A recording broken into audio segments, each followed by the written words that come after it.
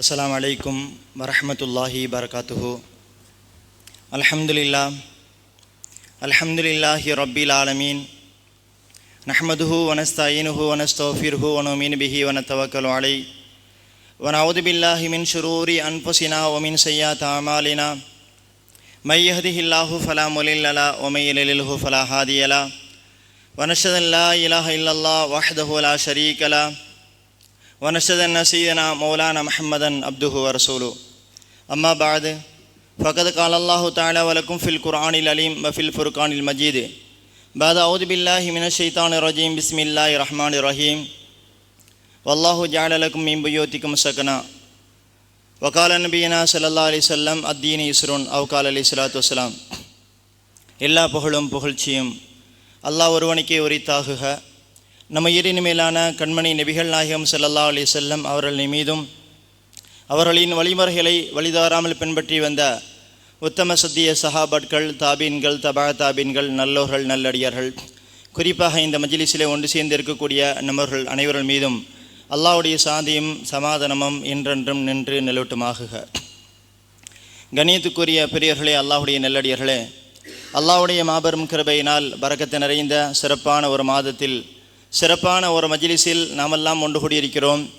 அல்லாஹ்வுக்கு சுப்ஹானஹு வ தஆலா நம்மையெல்லாம் இந்த புனிதம் நிறைந்த சிறப்பான மஜ்லிஸில் நம்மையெல்லாம் ஒன்று சேர்த்து வைத்ததை போன்று உயர்ந்த சொர்க்கத்தில் அல்லாஹ் நம்மையெல்லாம் ஒன்று சேர்த்து வைத்தல் புரிவானாக. இன்றைய நாளை பரக்கத்தான நாளாக ஆக்கி தந்தல் புரிவானாக. இன்றைய நாளிலே ஏற்படக்கூடிய தீங்குகள், பேராபத்துக்கள், பலா முசீபத்துகள், நெருக்கடிகள் விட்டு அல்லாஹ் நம்மையும் நம்முடைய குடும்பத்தாரையும் பாதுகாப்பானாக. நம் அனைவருக்கும் மருத்துவமனை கஷ்டங்கள், செலவினங்கள், சிரமங்களிலிருந்து அல்லாஹ் நம்மையும் நம்முடைய குடும்பத்தாரையும் பாதுகாப்பானாக. செல்லமிடமெல்லாம் சிறப்பையும் கண்ணியத்தையும் மரியாதையும் அல்லாஹ் நம் அனைவருக்கும் தந்தல் புரிவானாக. நம் மரணிக்கிற நேரத்திலே லா இலாஹ இல்லல்லாஹ் முஹம்மது ரசூலுல்லாஹ் என்ற திருக்கலிமா சொல்லி மரணிக்கக்கூடிய உயர்ந்த பாக்கியத்தை அல்லாஹ் நம் அனைவருக்கும் தந்தல் புரிவானாக. ஆமீன். கண்ணியத்துக்குரிய பெரியவர்களே, அல்லாஹ்வுடைய நல்லடியார்களே, இந்த துனியாவில், இந்த உலகத்தில் வாழக்கூடிய எல்லா மனிதர்களும், குறிப்பாக எல்லா மதத்தவர்களும் எப்படி வாழ வேண்டும் என்று ஆசைப்படுவார்கள் என்றால் சோதனைகள் இல்லாமல் வாழ வேண்டும்.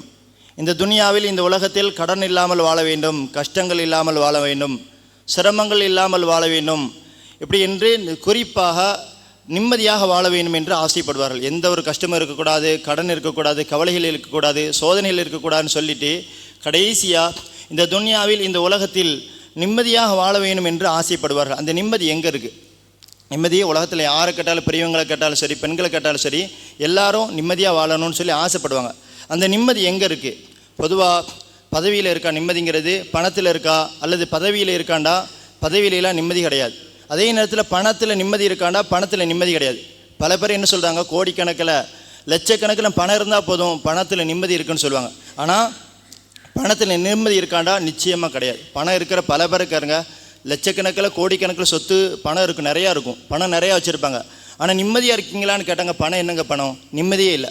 பணம் என்ன? பணம் மனசுக்கு நிம்மதி தான் முக்கியம் பணத்தை விட அப்படின்னு சொல்லக்கூடிய செல்வந்தர்களை உலகத்தில் நிறைய பார்க்கலாம்.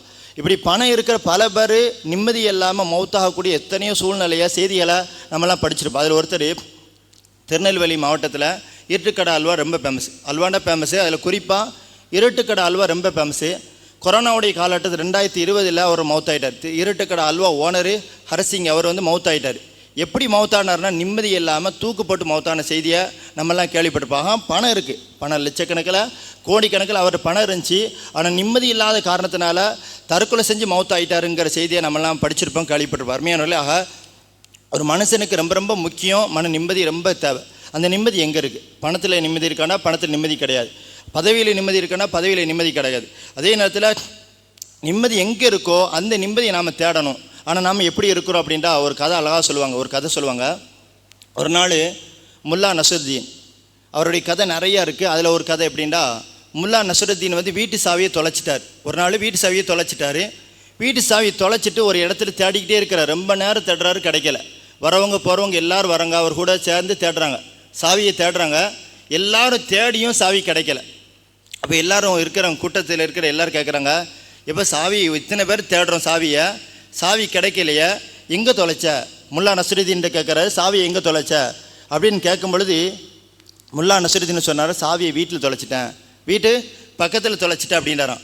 அப்போ எல்லாரும் சொன்னாங்களா, அட பைத்தியக்காரா, சாவியை வீட்டு பக்கத்தில் தொலைச்சிட்டு இங்கே வந்து எதுக்கு தேடுற, சாவியை அங்கே தொலைச்சிட்டு இங்கே வந்து எதுக்கு தேடுற அப்படின்னு சொல்லும்பொழுது முல்லா நஸ்ருதீன் சொன்ன வார்த்தை, அங்கே ஒரே இருட்டாக இருக்குது, அங்கே ஒரே இருட்டாக இருக்குது, இங்கே தான் வெளிச்சமாக இருக்குது, அதனால தான் இங்கே தேடுதேன் அப்படிங்கிற மாதிரி சொன்னதாக ஒரு கதை சொல்லுவாங்க. அதே மாதிரி நம்ம சொல்ல வரக்கூடிய செய்தி என்னென்னா, நிம்மதி எங்கே இருக்கோ அங்கே நம்ம நிம்மதி தேடுறக்கிற. நிறைய பேர் என்ன நினைக்கிறாங்கன்னா, நிம்மதிங்கிறதுக்கு கொடைக்கானல் போனால் நிம்மதி கிடைக்கும், ஊட்டிக்கு போயிட்டு வந்தோம்டா நிம்மதி கிடைக்கும், மூணாருக்கு போனால் நிம்மதி கிடைக்கும், வால்பாறைக்கு டூர் போனோம்டா நிம்மதி கிடைக்கும்னு சொல்லி நிறைய டூர் சுற்றுறாங்க. ஆனால் நிம்மதி கிடைக்க மாட்டேங்குது. நிம்மதி எங்கே இருக்குதுன்னு சொல்லும்பொழுது குர்ஆனில் அல்லாஹ் தஆலா 3 இடத்துல நிம்மதி இருக்குது. மனுஷனுக்கு நிம்மதி சந்தோஷம் 3 இடத்துல இருக்குது என்று அல்லாஹ் தஆலா குர்ஆனில் சொல்லுவோம். அதில் முதல் இடமா அல்லாஹ் சொல்லக்கூடிய வார்த்தை என்னென்னா, வல்லாஹு ஜஅலலக்கும் மின் புயூத்திக்கும் சக்கனா.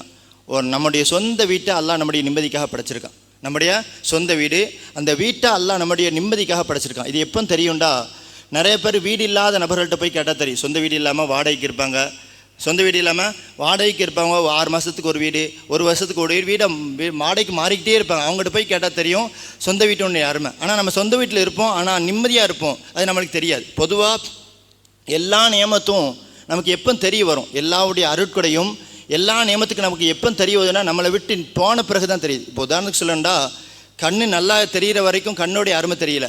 கைகால் ஆரோக்கியமாக இருக்கும், கைகால் சுகத்தோடு இருக்கிறோம், நோய் இல்லாமல் ஆரோக்கியமாக இருக்கும், நமக்கு அதை பற்றி தெரியுதானே தெரிய மாட்டேங்குது. எப்பமாச்சும் ஒரு காய்ச்சல் வந்தாலோ, தலைவலி வந்தாலோ, கைகால் வலி வந்தாலோ, ஏதாச்சும் நோய் வந்தாலோ நமக்கு தெரியுது, ஐயோ இத்தனை நாள் நல்லா இருந்தோமே, இப்போ நோய் வந்துட்ட, கண்ணு நல்லா தெரிஞ்ச கண்ணு தெரியலையா, நல்லா கேட்ட காது கேட்க மாட்டேக்க அப்படின்னு சொல்லி அதுக்கடுத்து அல்லாவுடைய நியமத்தை நினச்சி பார்க்கும். அதே மாதிரி சொந்த வீட்டு நிம்மதியாங்கிறது எப்போ தெரியும்டா, சொந்த வீடு இல்லாமல் போகும்பொழுது தான் தெரியுது. சொந்த வீடு ஏதோ ஒரு புயல்லையோ மழையிலையோ சொந்த வீடு இடிஞ்சு போய்ட்டு ஒன்றுமே இல்லாமல் போயிட்டாங்கண்டா, அப்போ நினைக்கிறோம் இத்தனை நாளும் நிம்மதியாக இருந்தோமே, சந்தோஷமாக இருந்தோம்னு நினைக்காக அல்லாஹ் தஆலா முதல் விஷயமாக சொல்லக்கூடியது, நம்முடைய சொந்த வீட்டை அல்லாஹ் நம்முடைய நிம்மதிக்காக படைச்சிருக்கான். நம்ம வீடு அது நிம்மதியை பெற்றுத்தரும்.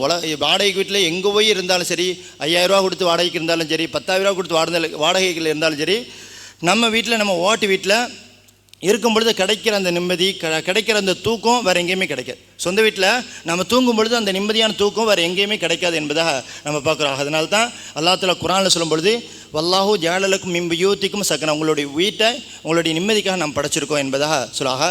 சொந்த வீடு யாருக்கெல்லாம் இருக்கோ அவங்கெல்லாம் அது அல்லாஹ் நமக்கு நிம்மதிக்காக அந்த வீட்டை தந்திருக்கிறான் அப்படி சொல்லி நன்றி செலுத்தணும். அதே நேரத்தில் அந்த வீடு எப்படி இருக்கும், நம்ம சொந்த வீடு அது எப்படிப்பட்ட வீடாக இருக்குன்னு சொல்லும்பொழுது நபி ஸல்லல்லாஹு அலைஹி வஸல்லம் நிறைய சொல்லுவாங்க. அதில் குறிப்பாக நம்மளோட வீடு தொழக்கூடிய வீடாக இருக்கணும். நம்ம வீட்டில் இருக்கிறோம், எல்லோரும் இருக்கிறோம், ஆண்கள் இருக்கோம், பெண்கள் இருக்கோம், பிள்ளைகள் இருக்கணும்னா அந்த வீட்டில் தொழக்கூடிய வீடாக இருக்கணும். ஆனால் இப்போ அப்படி இருக்காண்டா நேர் மாற்றமாக இருக்குது. குர்ஆன் ஓதக்கூடிய வீடாக இருக்கணும், திக்ர் செய்யக்கூடிய வீடாக இருக்கணும்.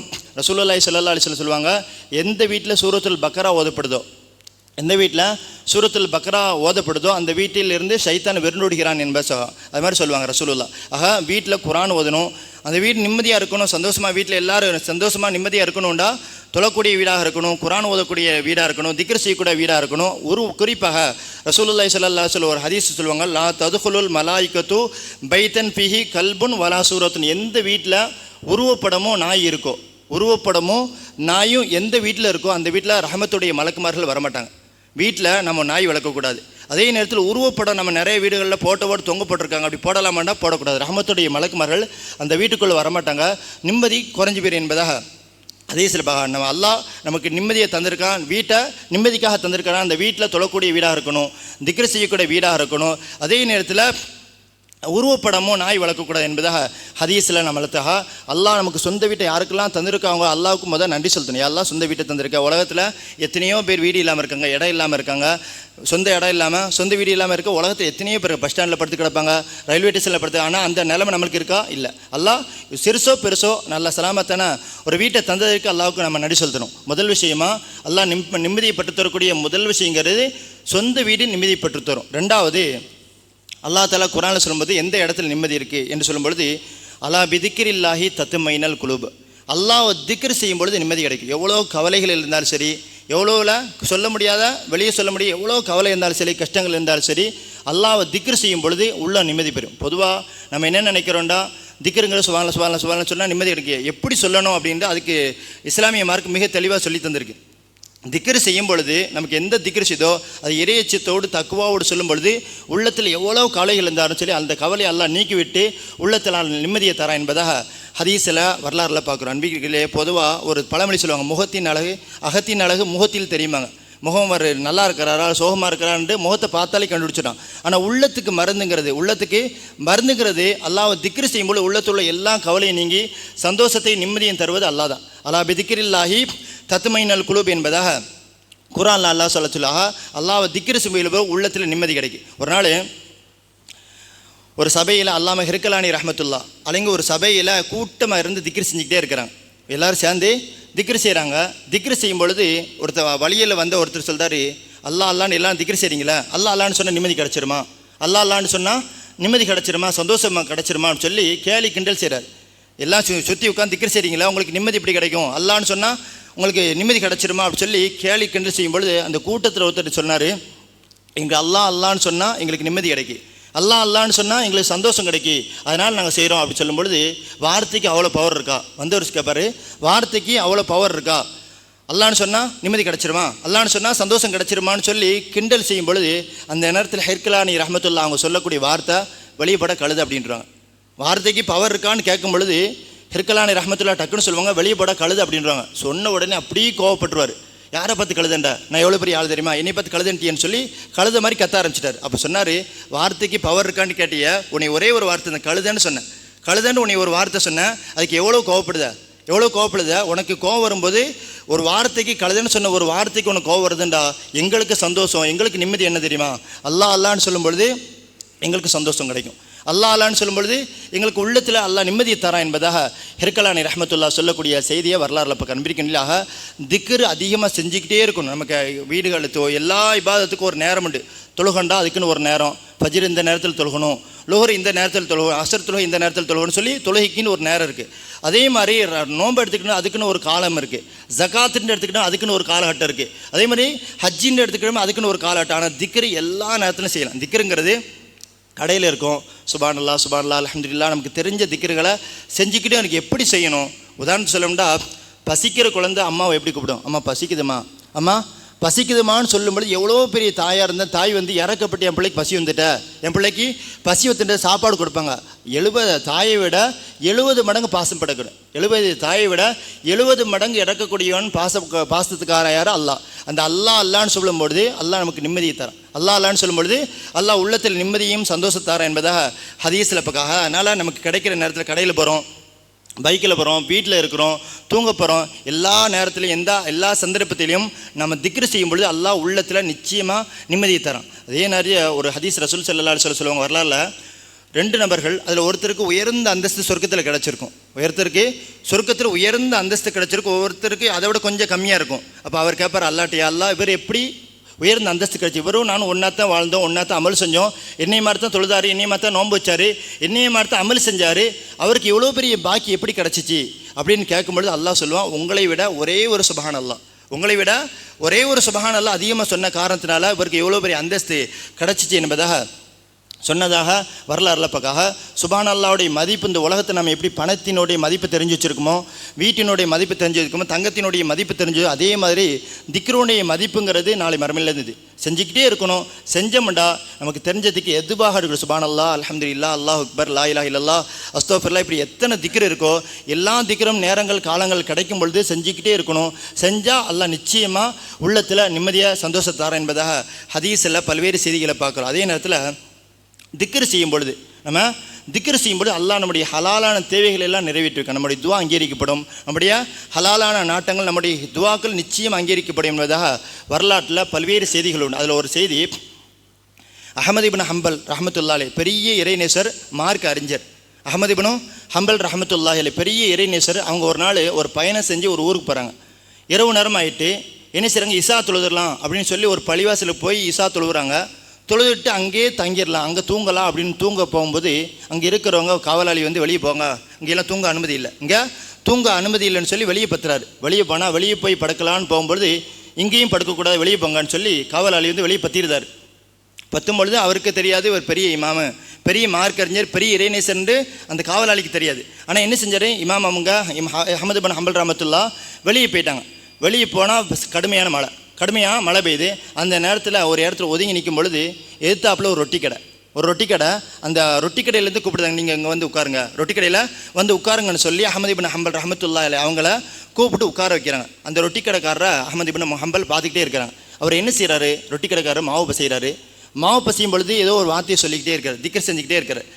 ரொட்டி மாவு பசையும் பொழுது, உருண்டப்படும் போது, கல்லில் படும் பொழுது, எடுக்கும் பொழுது, அடிக்கும் பொழுது, எல்லா நேரத்துலையும் முழுசாக அந்த கடையில் அவர் செய்யக்கூடிய அமலுங்கிறது திக்ரு செஞ்சுக்கிட்டே இருக்கிறார். சுப்ஹானல்லாஹ், அல்ஹம்துலில்லாஹ், அக்பர், அஸ்தக்ஃபிருல்லாஹ்னு சொல்லி திக்ரு செஞ்சுக்கிட்டே இருக்கிறாரு.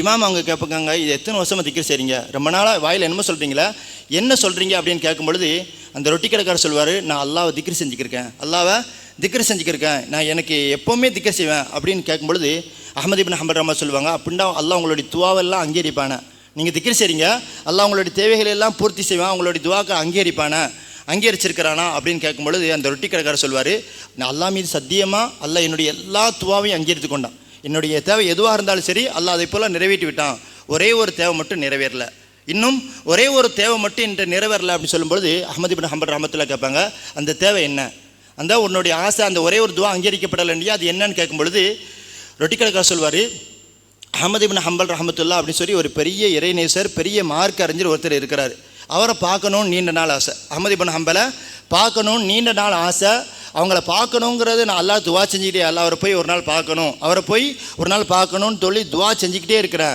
இந்த திக்ர் செஞ்சுட்டு துவா செஞ்சுக்கிட்டே இருக்கிறேன், அந்த ஆசை மட்டும் நடக்கலை அப்படி சொல்லும்பொழுது அஹ்மது இப்னு ஹம்பல் ரஹ்மத்துல்லாஹி அழுதுட்டு சொல்லுவாங்க, கட்டி பிடிச்சிட்டு, அல்லாஹ் என்னை இங்கே கொண்டு அல்லாஹ் என்னை இந்த இடத்துக்கு கொண்டு வந்திருக்கான், நான் தான் அஹ்மது இப்னு ஹம்பல் என்று சொல்லிவிட்டு கட்டிப்பிடித்து துவா செய்வார்கள் என்பதாக வரலாறுல நம்ம இப்போ கண்பிடிக்கலாக. நம்ம துவா செய்யும் பொழுது, நம்ம திக்ர் செய்யும் பொழுது அல்லாஹ் நம்முடைய ஹலாலான தேவைகளை, நம்முடைய நாட்டங்களை நிறைவேற்றுகிறான் என்பதாக வரலாறுல நம்மளாம் செய்திகளை பார்க்குறோம். அதே போன்று அதிகமாக திக்ர் செய்யணும். எல்லா சந்தர்ப்பத்திலும் வீட்டில் இருக்கோமா, எவ்வளோ வீண் பேச்சு பேசுகிறோம், அந்த நேரத்தில் நம்ம திக்ர் செஞ்சால் நன்மையாக கிடைக்கும், பேச்சில் நன்மைகள்லாம் கிடையாது. ஆனால் திக்ர் செய்யும்போது அல்லாட்ட நன்மை உண்டு, இந்த உலகத்திலையும் நன்மை உண்டு, நாளை மறு உலகத்தில் நன்மை உண்டு என்பதாக ஹதீஸில் பல்வேறு செய்திகளை பார்க்க அன்பிற்கினிலே.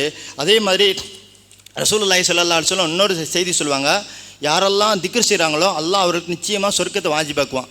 ஒரு ஹதீஸு ரசூலுல்லாஹி ஸல்லல்லாஹு அலைஹி வஸல்லம் சொல்லுவாங்க, அபூ ஹுரைரா ரலியல்லாஹு அறிவிப்பாங்க, அல்லாஹ்ட்ட ஒரு சில மலக்குமார்கள் இருக்காங்க, அவங்களுடைய வேலை என்னென்னா, இந்த துன்யாவில், இந்த உலகத்தில் யாரெல்லாம் திக்ர் செய்துக்கிட்டு இருக்காங்களோ, இந்த உலகத்தில் யாரெல்லாம் திக்ர் செய்து கொண்டு இருக்கிறார்களோ அவர்களை சூழ்ந்து கொள்வார்கள். மலக்குமாரெல்லாம் சூழ்ந்து கொண்டு அல்லாஹ்ட்ட போய் சொல்லுவாங்க, யா அல்லாஹ், இந்த அடியார்கள், இந்த மனிதர்கள் உலகத்தில் உன்னை திக்ர் செய்கிறாங்க, உன்னை சுப்ஹானல்லாஹ்னு சொல்கிறாங்க, அல்ஹம்துலில்லாஹ் சொல்கிறாங்க, அல்லாஹ் அக்பர் சொல்கிறாங்க, அஸ்தக்ஃபிருல்லாஹ்னு சொல்கிறாங்க, உன்னை திக்ர் செய்து கொண்டே இருக்கிறார்கள் அப்படின்னு சொல்லும்பொழுது அல்லாஹ்வுக்கு எல்லாமே தெரியும், இவன் தொழுகிறான், இவன் தொழுக மாட்டான், இவன் மது குடிக்கிறான், இவன் பச்சாரம் செய்கிறான், இவன் பாவம் செய்கிறான், இவன் நன்மை செய்கிறான்னு சொல்லி எல்லாமே தெரியும் அல்லாஹ்வுக்கு.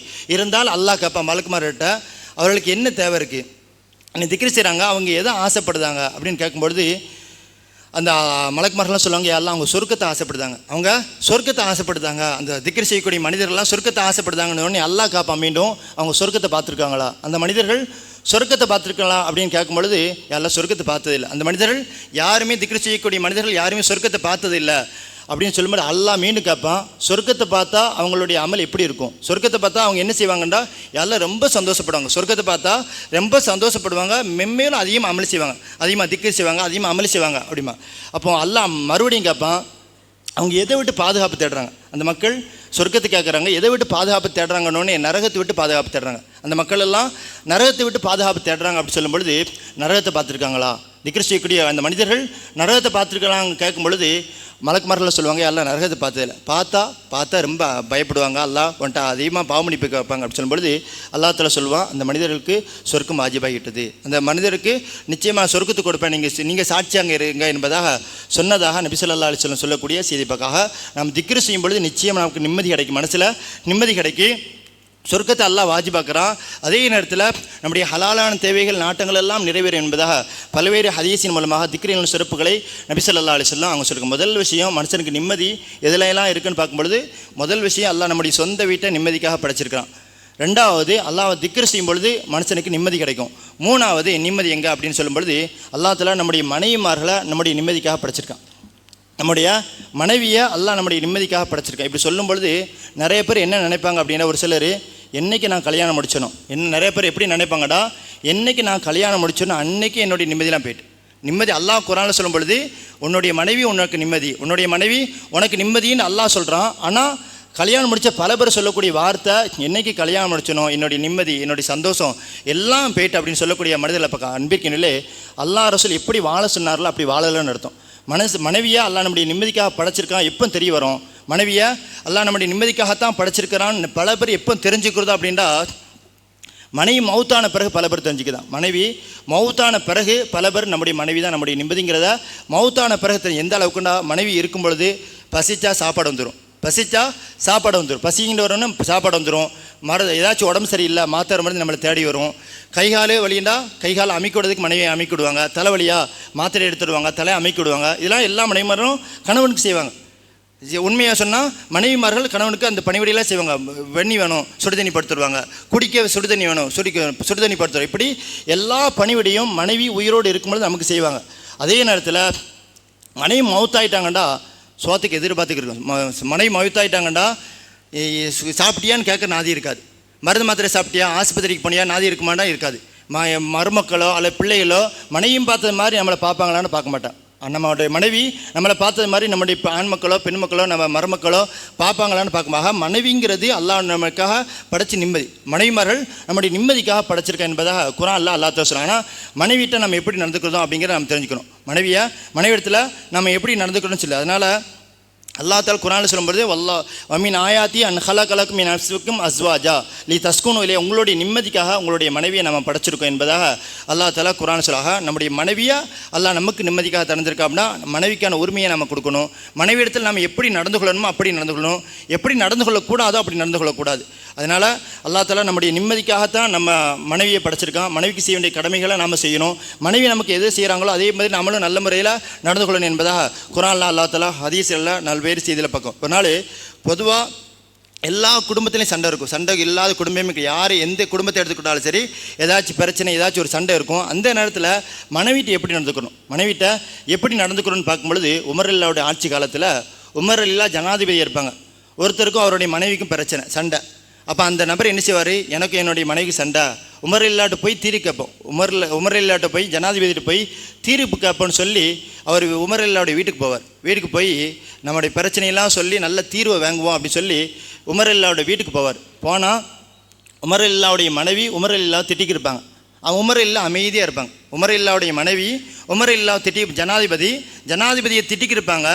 உமர் இல்லா அமைதியாக இருப்பாங்க. இதை பார்த்த உடனே இவர் வந்தவர் பார்ப்பார், நம்ம பிரச்சனை பெரிய பிரச்சனைண்டா உமர் இல்லாவுடைய பிரச்சனை பெரிய பிரச்சனையாக இருக்குன்னு சொல்லிட்டு அப்படி வீட்டில் நின்றுட்டு அப்படி திரும்பி போயிடுவார். திரும்பி போன உடனே உமர் இல்லா பார்த்துருவாங்க, என்னப்பா உனக்கு என்ன பிரச்சனை, இதை வந்தியே எதுவுமே சொல்லாமல் போறிய, என்ன பிரச்சனை, என்ன காரணம் அப்படின்னு கேட்கும்பொழுது எனக்கும் என்னுடைய மனைவிக்கு சண்டை, அதை உங்கள்கிட்ட சொல்லிவிட்டு ஏதாச்சும் ஒரு தீர்வை வாங்கிட்டு போகலான்னு பார்த்தா உங்களுக்கு உங்களுடைய மனைவிக்கு சண்டையாக இருக்குது, உங்களுக்கும் உங்களுடைய மனைவிக்கும் சண்டையாக இருக்குது, அதனால தான் திரும்பி போகிற அப்படி சொல்லும்பொழுது உமரில் சொல்லக்கூடிய அழகான வார்த்தை சொல்லுவாங்க, இப்போ மனைவியை நீ சாதாரண நினைக்காத, உன்னுடைய மனைவியை நீ சாதாரண நினைக்காத, நீ பசிச்சா உனக்கு சமைச்சு தரா, உன்னுடைய மனைவி சமைச்சு தரா, உன்னுடைய துணிகளை உன்னுடைய அழுக்கு துணிகளை துவைக்கிற உன்னுடைய மனைவி, நீ உன்னுடைய பிள்ளைகளையெல்லாம் நல்ல முறையில் பார்த்துக்கிறதா, அதே நேரத்தில் நரகத்திலிருந்து பாதுகாக்கும் கேடயமாக உன்னுடைய மனைவி இருக்கிற.